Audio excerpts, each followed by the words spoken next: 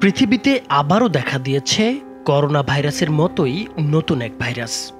এটিও করোনার মতোই আক্রান্ত ব্যক্তির হাঁচি বা কাশি থেকে ছড়িয়ে পড়ে। বিশেষজ্ঞরা বলছেন, শুধু হাঁচি বা কাশি থেকে নয়, আক্রান্ত ব্যক্তির হাতের সাথে হাত মিলালেও এই ভাইরাসে আক্রান্ত হতে পারে।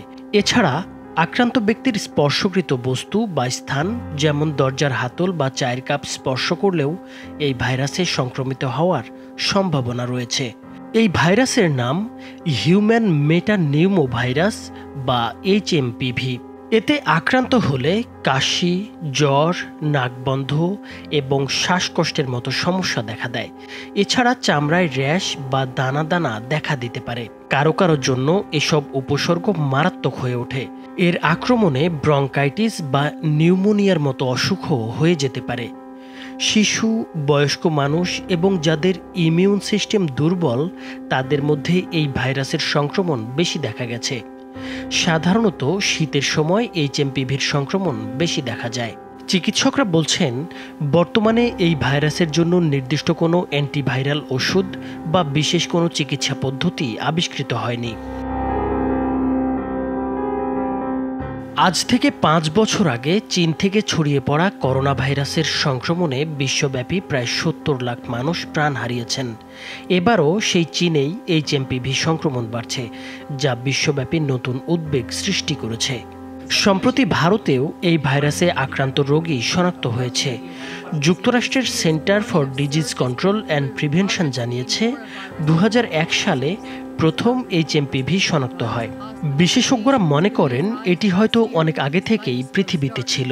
তবে এখনই আতঙ্কিত হওয়ার কিছু নেই, কারণ এটি কোভিডের মতো নতুন কোনো ভাইরাস নয়।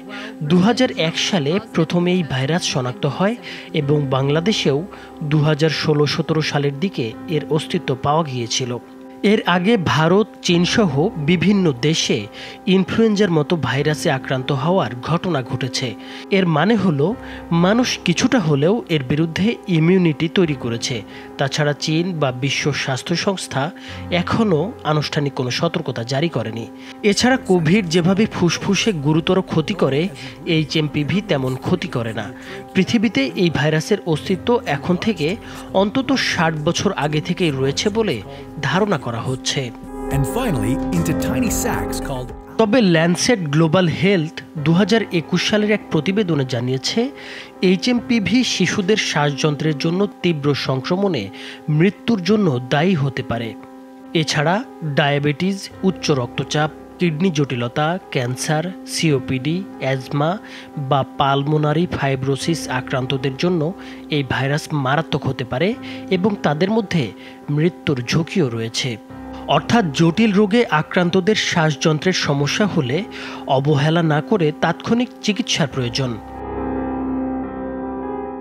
HMPV প্রতিরোধের জন্য কোভিড-19 মোকাবেলায় যেসব পদক্ষেপ নেওয়া হয়েছিল, তেমন কিছু সাধারণ সতর্কতা নেওয়া যেতে পারে।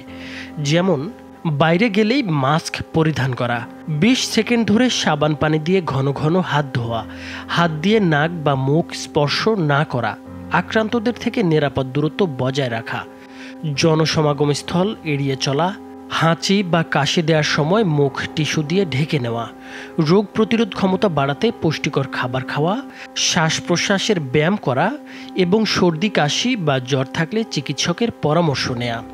মনে রাখতে হবে, কোভিড-19-এর মতো HMPVর জন্য এখনও কোনো বিশেষ টিকা নেই, সুতরাং সতর্কতা মেনে চলা খুবই গুরুত্বপূর্ণ। নাইমুর হোসেন, মাছরাঙা টেলিভিশন।